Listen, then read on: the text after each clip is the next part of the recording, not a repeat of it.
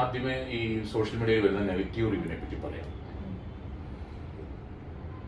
Negative reviews വരുന്നത് പല സോഴ്സിൽ നിന്ന് വരുന്നുണ്ട്. ഒന്ന്,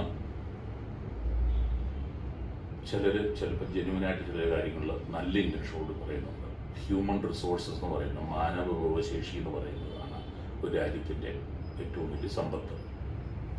ആ ഹ്യൂമൻ റിസോഴ്സിലെ യുവജനങ്ങൾ, നിങ്ങളെപ്പോലെയുള്ള ചെറുപ്പക്കാരായുള്ള പിള്ളേർ വെളിയിലേക്ക് പോകുക എന്ന് പറയുന്നത് രാജ്യത്തിനൊരു നഷ്ടമാണ്. അപ്പോൾ അതിൽ നിന്ന് ആത്മാർത്ഥതയോടുകൂടി സംസാരിക്കുന്നവരുണ്ട്. പക്ഷെ അത് ആരും പബ്ലിക്കായിട്ട് പറയാറില്ല, അത് പബ്ലിക് ഡൊമൈൻസ് വരാറില്ല, അല്ലെങ്കിൽ അത് സോഷ്യൽ മീഡിയയിൽ വരാറില്ല. അതൊരു യാഥാർത്ഥ്യമാണ്. ഹ്യൂമൻ റിസോഴ്സുകൾ നമുക്ക് നഷ്ടപ്പെടുന്നു, വൈഭവമുള്ള നൈപുണ്യമുള്ളവരെ നമുക്ക് നഷ്ടപ്പെടുന്നു, അവർ മറ്റുള്ള രാജ്യങ്ങളിലേക്ക് കുടിയേറുന്നു. ഇനി രണ്ടാമതൊരു വിഭാഗമുണ്ട്, നമ്മുടെ ഇവിടുത്തെ വിദ്യാഭ്യാസ മേഖലയെ നിയന്ത്രിക്കുന്നവർ സർക്കാർ സ്ഥാപനങ്ങളെക്കാൾ ഉപരി കൂടുതലും സ്വാശ്രയ സ്ഥാപനങ്ങളാണ്. അതായത് വിവിധ സമുദായങ്ങളുടെ അധീനതയിലുള്ള കോളേജുകളും എഞ്ചിനീയറിംഗ് കോളേജുകളും നഴ്സിംഗ് കോളേജുകളും മെഡിക്കൽ കോളേജുകളുമാണ്. ഉദാഹരണത്തിന് MES മുസ്ലിംസിൻ്റെ, NSSകാരുടെ, SNDPക്കാരുടെ, ക്രിസ്ത്യൻസിൻ്റെ തന്നെ പല ഡിനോമിനേഷനിലുള്ള ആൾക്കാർക്ക് ഒത്തിരി എഡ്യൂക്കേഷൻ ഇൻസ്റ്റിറ്റ്യൂഷൻസ് ഉണ്ട്. അപ്പോൾ അവർക്ക് ആളെ കിട്ടാണ്ട് വരിക എന്ന് പറയുന്നത് അവരുടെ റവന്യൂവിനെ ബാധിക്കുന്നുണ്ട്. അപ്പോൾ അവർ തീർച്ചയായിട്ടും ഒരു പിള്ളേർ വെളിയിലേക്ക് പോകുന്നതിന് സപ്പോർട്ട് ചെയ്യില്ല.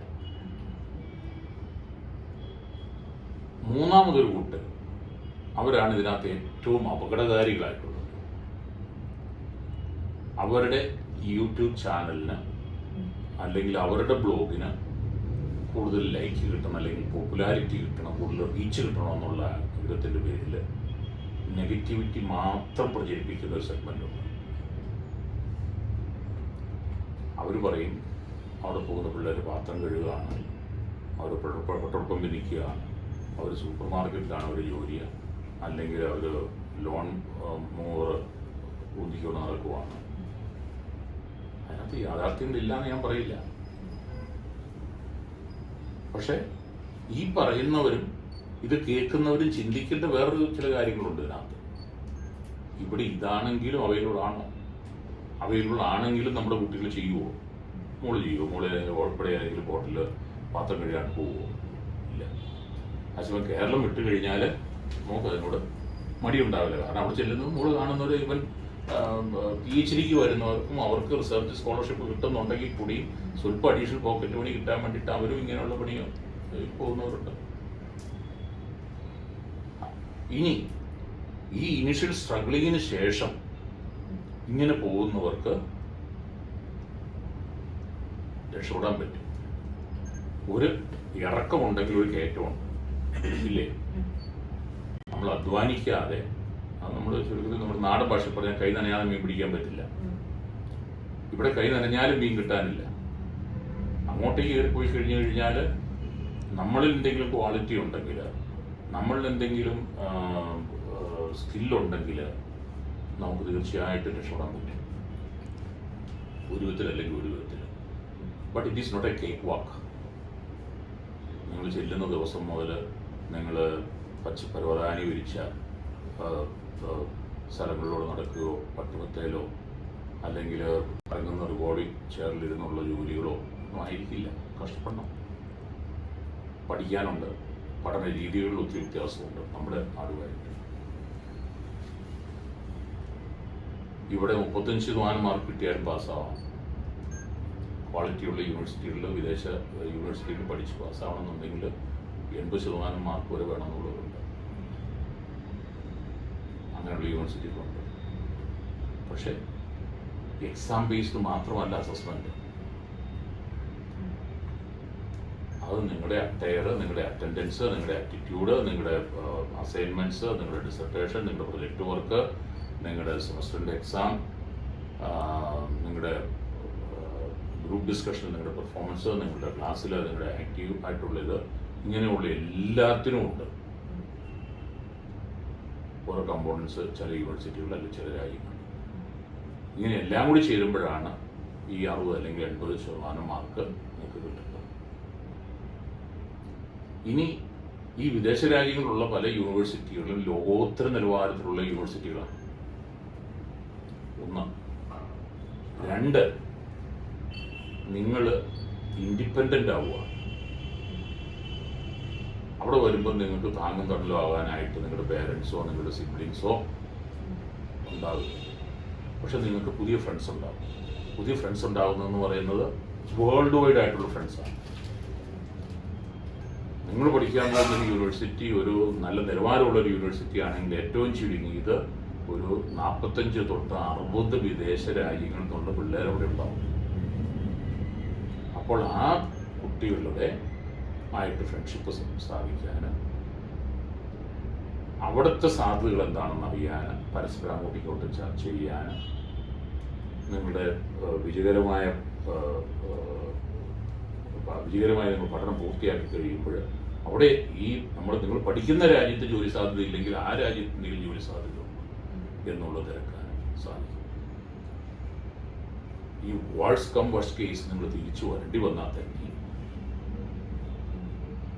ഇവിടെ നിങ്ങൾക്ക് എന്ത് പഠിക്കാൻ സാധിച്ചോ, അല്ലെങ്കിൽ ഇവിടെ നിങ്ങളോടൊപ്പം ഇവിടെ നിങ്ങളുടെ ബിരുദ പഠനമോ അല്ലെങ്കിൽ ബിരുദ പഠനമോ പൂർത്തിയാക്കിയ ഒരു വ്യക്തിക്ക് എന്തുമാത്രം എംപ്ലോയ്മെന്റ് സാധ്യതകളുണ്ടോ, അല്ലെങ്കിൽ അവർക്ക് കിട്ടാവുന്ന അംഗീകാരം എന്താണോ അതിൻ്റെ ഇരട്ടി അംഗീകാരം നിങ്ങൾക്ക് കിട്ടും. കാരണം എന്താണ്, നിങ്ങൾ ഒരു ഗ്ലോബലി അക്സെപ്റ്റബിൾ ആയിട്ടുള്ളൊരു ക്വാളിഫിക്കേഷനുമായിട്ടായിരിക്കും തിരിച്ചു വരിക. നിങ്ങൾക്കുള്ള ആ ഇൻ്റർനാഷണൽ എക്സ്പോഷർ എന്ന് പറയുന്നത് നിങ്ങളുടെ CV-യിലെ ഒരു ആഡഡ് ഫെദറാണ്. ഇനി നിങ്ങൾക്ക് ടാലൻറ്റഡ് ആണ്, നിങ്ങൾക്ക് ഹാർഡ് വർക്ക് ചെയ്യാൻ തയ്യാറാണ്, നിങ്ങൾക്ക് ഇനിഷ്യൽ സ്ട്രഗിൾ ചെയ്യാൻ നിങ്ങൾക്ക് വില്ലിങ്നെസ് ഉണ്ടെങ്കിൽ നിങ്ങൾ എവിടെ പോയാലും, പർട്ടിക്കുലർലി എഞ്ചിനീയറിംഗ് ബാക്ക്ഗ്രൗണ്ട് ഉള്ളവർക്ക് തിരിച്ചു വരില്ല.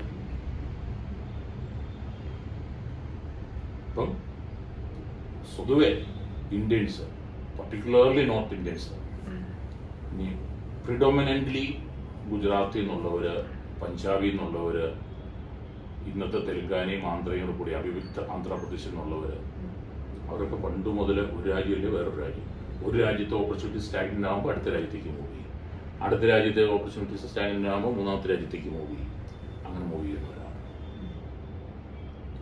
ഇന്ന് അതേ ടെൻഡൻസിയാണ് കേരളത്തിലുള്ള പിള്ളേരും ആരെന്തെല്ലാം പറഞ്ഞാലും പോകാൻ നിശ്ചയിച്ചവർ പോകും. കാരണം ഇന്ന് ഇവിടെ നിന്ന് എന്താണ് അവസരമുള്ളത്?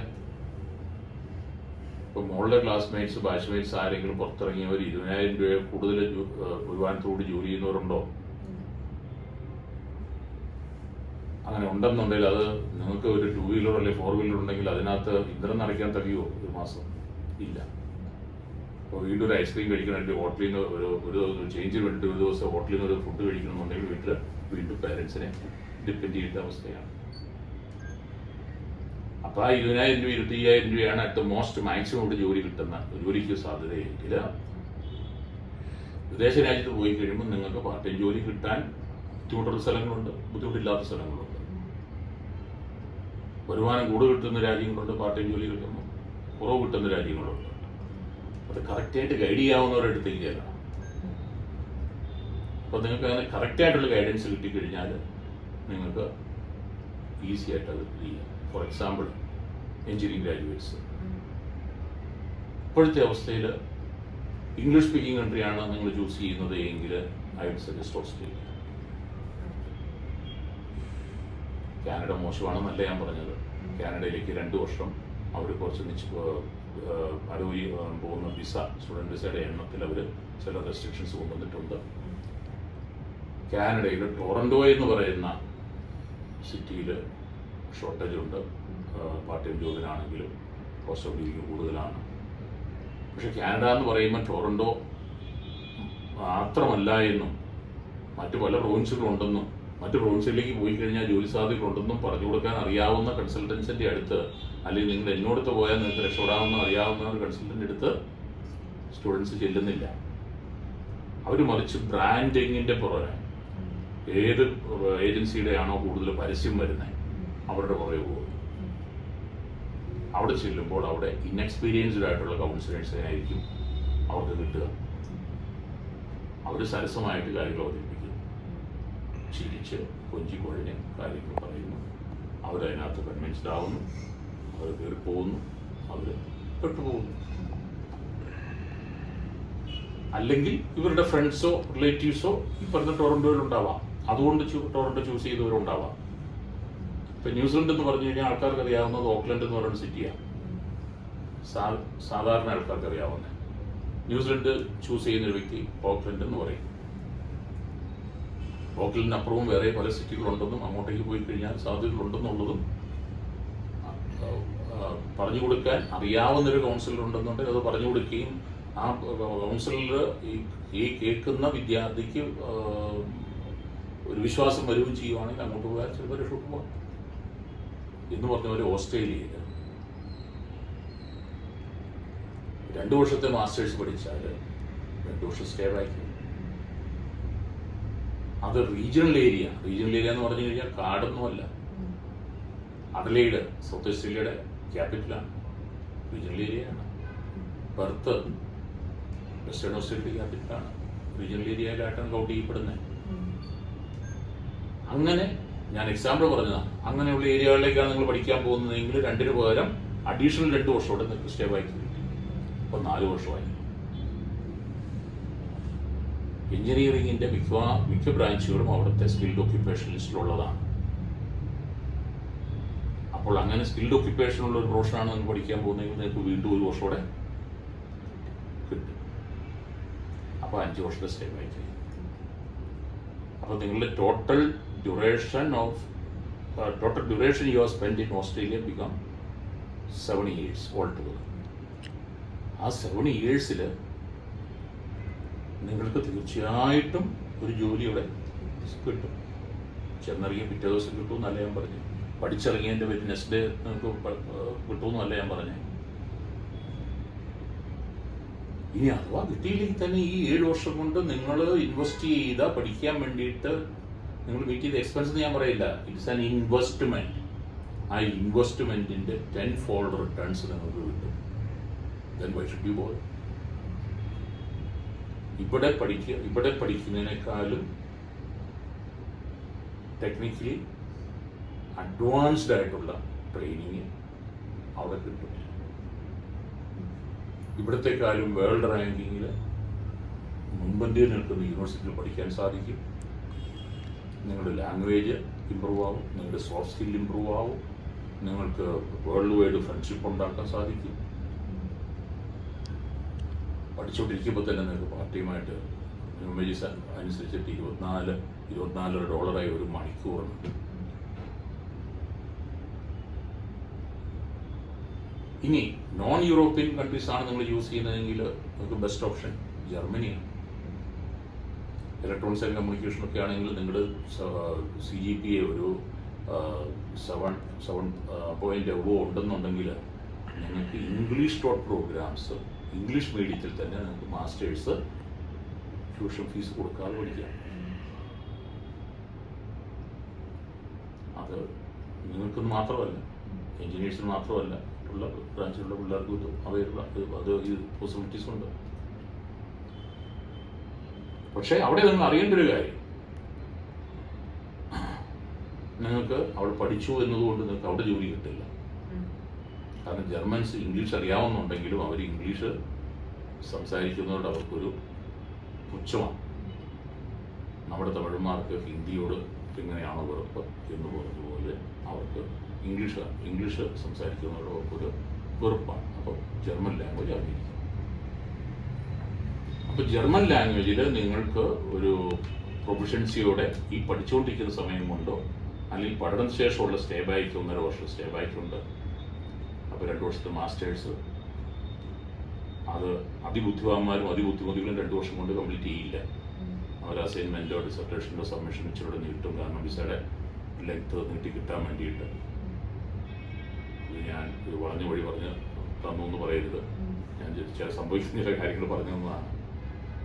അപ്പം 2 വർഷം സ്റ്റഡി വിസ, വീണ്ടും 1.5 വർഷത്തെ സ്റ്റേ ബാക്ക്, 3.5 വർഷം കൊണ്ട് അവിടെ നിങ്ങൾക്ക് സൗജന്യമായിട്ട് ജർമ്മൻ ലാംഗ്വേജ് പഠിക്കാനുള്ള സംവിധാനങ്ങളുണ്ട്. കഷ്ടപ്പാടാണ്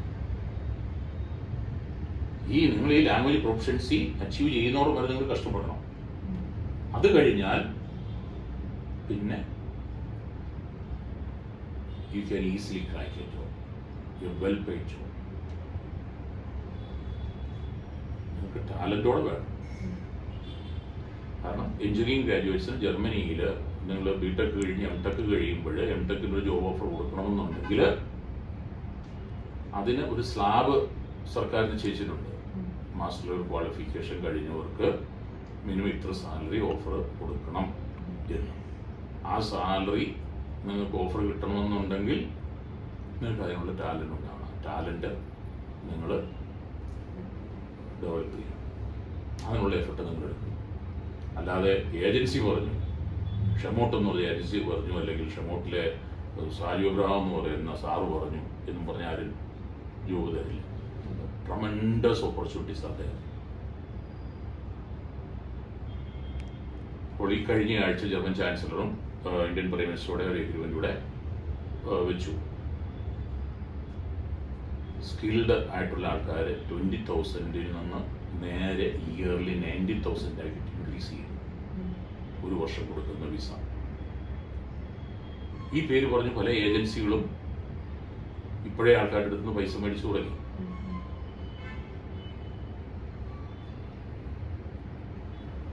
ഞാനത് ചെയ്യാറില്ല.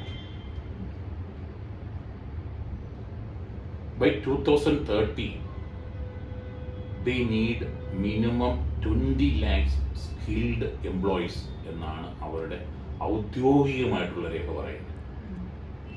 സ്കിൽഡ് ആയിട്ടുള്ള ആൾക്കാരെ 20 ലക്ഷം ആൾക്കാരെ അവർക്ക് 2030 വേണം. അതിന് means in an under 5 years time.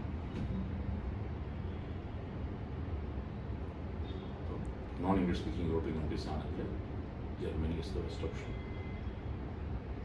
ഇനി നിങ്ങൾക്ക് പഠിക്കാൻ മാർക്ക് കുറവുള്ളതാണോ? ഷെങ്കൻ കൺട്രി തന്നെ അറിയാം, ഏതെല്ലാം രാജ്യങ്ങൾ കിടക്കുന്നു. Poland, Latvia, Lithuania, Slovakia, check republic, Hungary, ഇങ്ങനെ അങ്ങോട്ട് പോയി കഴിഞ്ഞാൽ ഒത്തിരി ഓപ്ഷൻസ് ഉണ്ട്. അപ്പം ഇനി ഞാൻ ഈ പറഞ്ഞ ഫാക്ടറികളെ പറ്റി നിങ്ങളൊന്ന് റിസർച്ച് നടത്തുക. You can reach me on any time. എന്നാണെങ്കിലും പപ്പ പറഞ്ഞാണല്ലോ, പപ്പ ഒരു റോങ് ആയിട്ടുള്ള ഒരാളുടെ അടുത്തേക്ക് പറഞ്ഞു വിടുകയല്ലോ. So you can trust me. Okay, ഇനി മൈൻഡ് മേക്കപ്പ് ചെയ്യുക. ഇംഗ്ലീഷ് സ്പീക്കിംഗ് കൺട്രിയിലേക്ക് പോകണോ, നോൺ ഇംഗ്ലീഷ് സ്പീക്കിംഗ് കൺട്രിയിലേക്ക് പോകണോ? അപ്പോൾ അതിൻ്റെ അഡ്വാൻറ്റേജിൽ എന്താണെന്ന് ഞാൻ പറഞ്ഞു, ഡിസഡ്വാൻറ്റേജിൽ എന്താണെന്ന് ഞാൻ പറഞ്ഞു. ചെന്ന് കഴിഞ്ഞാൽ ഹോട്ടലിൽ ചിലപ്പം പാത്രം കഴുകുന്ന ജോലി ആയിരിക്കും കിട്ടുന്നത്, നോ ഡൗട്ട്. അല്ലാതെ നിങ്ങൾക്ക് നേരെ എക്സിക്യൂട്ടീവ് ജോബൊന്നും കിട്ടില്ല. അതിനുള്ള ബില്ലിംഗ് ഉണ്ടാകണം. അല്ലെങ്കിൽ വീട്ടിൽ നിന്ന് പൈസ അയച്ചു തന്നെ നിങ്ങൾക്ക് ആ എക്സിക്യൂട്ടീവ് ജോബ് കിട്ടും. അവിടെ വരെ അതുവരെ നിങ്ങൾ ഈ വൈറ്റ് കോളർ ജോബ് പ്രതീക്ഷിക്കേണ്ട, ബ്ലൂ കോളർ ജോബ് ആയിരിക്കും നിങ്ങൾക്ക് കിട്ടുക. That's a reality. ഇപ്പൊ UK ഓപ്പർച്യൂണിറ്റി സ്റ്റാഗ്നന്റ് ആയി എന്ന് പറയുന്നു. UK ലണ്ടൻ ഒഴിച്ച് പുറത്തേക്കൊന്ന് ഇറങ്ങി കഴിഞ്ഞു കഴിഞ്ഞാൽ സാധ്യതകളുണ്ട്. സ്കോട്ട്ലൻഡിലേക്കോ നോർത്തേൺ അയർലൻഡിലേക്കോ മറ്റു ഭാഗത്തേക്കൊന്ന് നീങ്ങാം. ഇതെല്ലാവരും കിടന്ന് ചുറ്റിക്കിറങ്ങുന്നത് ലണ്ടനിലാണ്. ഇനി ഒന്നും വേണ്ട, അവിടെ പഠിച്ചു 1 വർഷം പഠിച്ചു, 2 വർഷത്തെ സ്റ്റേ വായിക്കുക. 1 വർഷം പഠിച്ചു, 1 വർഷത്തെ പ്ലേസ്മെന്റ് ഇയർ എന്ന് പറഞ്ഞു കിട്ടും. വീണ്ടും 2 വർഷത്തെ സ്റ്റേ വായിക്കും. മൊത്തം 4 വർഷമായി. ഈ 4 വർഷത്തെ ക്വാളിഫിക്കേഷൻ കൊണ്ട് ഈ 4 വർഷത്തെ അവിടുത്തെ അനുഭവ സമ്പത്തുമായിട്ട് നിങ്ങളോട് തിരിച്ചു വന്നാൽ ഇവിടെ നിന്ന് ഏതെങ്കിലും നല്ല മൾട്ടിനാഷണൽ കമ്പനിയിൽ വളർന്നു വരുന്ന നിലയിൽ നിങ്ങൾക്ക് ജോലി കിട്ടും. തിരിച്ചു പോരേണ്ടി വന്നാൽ വരാണ്ടിരിക്കാൻ മറ്റു പല വഴികളുണ്ട്. അപ്പം ഇതിനകത്ത് പോസിറ്റീവ്സ് ഉണ്ട്. ഇവിടെ നിന്നിട്ട് എന്താ കാര്യം? വിദേശത്തേക്ക് പോകുന്നവരെ ക്രിട്ടിസൈസ് ചെയ്യുന്നവർ ചിന്തിക്കേണ്ടത് ഇവിടെ നിന്നിട്ട് എന്താണ് കാര്യം. ജവഹർലാൽ നെഹ്റുവിൻ്റെ കാലഘട്ടം മുതൽ നമ്മുടെ രാഷ്ട്ര നിർമ്മാതാക്കൾ ഒത്തിരിയധികം പബ്ലിക് സെക്ടർ കമ്പനികൾ ഏതാണ്ട് രാജീവ് ഗാന്ധിയുടെ കാലഘട്ടം വരെ ഉണ്ടാക്കി. കേരള ഗവൺമെൻറ്റിലാണെങ്കിൽ പബ്ലിക് സർവീസ് കമ്മീഷൻ്റെ മുഖാന്തരം കുറേ പേർക്ക് ജോലി കിട്ടിയിരുന്നു ഒരു കാലത്ത്. ഇപ്പോൾ പബ്ലിക് സെക്ടർ കമ്പനികളില്ല, പൊതുമേഖലാ സ്ഥാപനങ്ങളില്ല, സഹകരണ സ്ഥാപനങ്ങളില്ല, അവിടേക്കും ജോലി കിട്ടുന്നില്ല. PSC UPSC വഴിയുള്ള റിക്രൂട്ട്മെൻറ്റുകളൊന്നും നടക്കുന്നില്ല. അത് ഒന്നുകിലോ ബാക്ക്ഡോർ നടക്കുന്നു, അല്ലെങ്കിൽ നാമമാത്രമായിട്ട് നടക്കുന്നു. അർഹതപ്പെട്ടവർക്ക് ജോലി കിട്ടുന്നില്ല, പുതിയ തൊഴിലവസരങ്ങളും സൃഷ്ടിക്കപ്പെടുന്നില്ല, തൊഴിലധിഷ്ഠിതമായിട്ടുള്ള വിദ്യാഭ്യാസവും നടക്കുന്നില്ല. ഇനി വിദ്യാഭ്യാസം നടന്നാൽ തന്നെ ഒരു സംരംഭകയാകണം അല്ലെങ്കിൽ ഒരു സംരംഭകനാകണമെന്നുണ്ടെങ്കിൽ വലിയ ബുദ്ധിമുട്ടാണ്. അതുപോലെ അടവും തടവും അറിയാവുന്നവനെ പറ്റൂ. പിന്നെ എന്ത് ചെയ്യും? ഇനി ഇതൊന്നും വേണ്ട. നമ്മൾ ഉണ്ണുന്നതിലും ഉടുക്കുന്നതിലും കഴിക്കുന്നതിലും കുടിക്കുന്നതിലും എല്ലാം വിഷാംശമുള്ള സാധനങ്ങളിലേ കിട്ടുന്നുള്ളൂ. പാലായി, പഴമായി, പച്ചക്കറിയായി, മീറ്റായി, മീനായി, ഉപ്പ് തൊട്ട് കർപ്പൂരം വരെ. നമ്മൾ ഒരു കടയിൽ പോയി, ഒരു പ്രൊവിഷൻ സ്റ്റോറിൽ പോയി അരി മേടിച്ചു കഴിഞ്ഞാൽ അരിയും കളറടിച്ചതാണ് കിട്ടുന്നത്. മസാല ഐറ്റംസ്. ഇന്നത്തെ തലമുറ നിങ്ങളാരും ന്യൂസ് പേപ്പർ വായിക്കുകയോ ന്യൂസ് കേൾക്കുകയോ ചെയ്യില്ലല്ലോ. കേട്ടു നോക്കുക, ന്യൂസ് പേപ്പർ വായിക്കുക. ഇത് ഞാൻ പറയുന്നതല്ല. ഇന്ത്യയിൽ അവൈലബിൾ ആയിട്ടുള്ള മായം ചേരാത്ത ഒരു സാധനവും എൻ്റെ ശ്രദ്ധയിൽപ്പെട്ടിട്ടില്ല. അപ്പം നമ്മൾ ദിവസേന കഴിച്ചുകൊണ്ടിരിക്കുന്നത് നമ്മുടെ ശരീരങ്ങളിലേക്ക് ഇരുന്നുകൊണ്ടിരിക്കുന്ന വിഷാംശങ്ങളാണ്. വെളിയിലേക്ക് പോയി കഴിഞ്ഞാൽ എന്താണെങ്കിലും അതിൽ നിന്നെങ്കിലും നിങ്ങൾക്ക് രക്ഷപ്പെടാം. അധ്വാനിക്കണം, കഷ്ടപ്പെടണം. വീട്ടിൽ നടന്നു നിൽക്കുമ്പോൾ അതിൻ്റെതായ ബുദ്ധിമുട്ടുകളുണ്ടാവും. അതെല്ലാം തരണം ചെയ്യും. ഇത്രയും പറഞ്ഞതിനകത്തുനിന്ന് നമുക്ക് നാട്ടിൽ പഠിക്കണോ അതെയോ വെളിയിൽ പഠിക്കണോ എന്നുള്ളതിനെപ്പറ്റി ഒരു തീരുമാനം എടുക്കാൻ സാധിച്ചുവെങ്കിൽ ആലോചിക്കുക, ചിന്തിക്കുക. ഞാൻ ഒരിക്കലും നിർബന്ധിക്കാറില്ല. എങ്ങോട്ടേക്കാണേലും എന്ത് സഹായമാണേലും എൻ്റെ അടുത്ത് വരാം. All the services, right from the selection of the country, selection of the university, selection of the course, admission process, education loan and assistance, visa interview, visa processor, pre-departure briefing, post landing assistance, ഇതെല്ലാം ഞങ്ങളുടെ ഭാഗത്തു നിന്നുണ്ടാവും. അത് എൻ്റെ ഒരു assurance. അവളുടെ പപ്പ എന്നെപ്പറ്റി എവിടെ നിന്ന് അറിഞ്ഞു, എങ്ങനെ അറിഞ്ഞു എന്ന് ഞാൻ ചോദിക്കുന്നില്ല. കാരണം എൻ്റെ അടുത്ത് ഇങ്ങനെ പലരും വരാറുണ്ട്. ഇത്രയും വർഷമായിട്ട് ഞാനുണ്ട്. ഞാൻ തന്നെയാണ് കഴിയുന്നത്രയും ക്ലയൻസിൽ നേരിട്ട് കാണുന്നത്. ലിമിറ്റഡ് ആയിട്ടുള്ള ക്ലയൻസിലേ കാണാറുള്ളൂ. അത് വിത്ത് പ്രയർ അപ്പോയിൻമെൻറ്റ്. ഓക്കെ, അപ്പോൾ എന്നെ വിളിക്കാം, ബന്ധപ്പെടും. Thank you.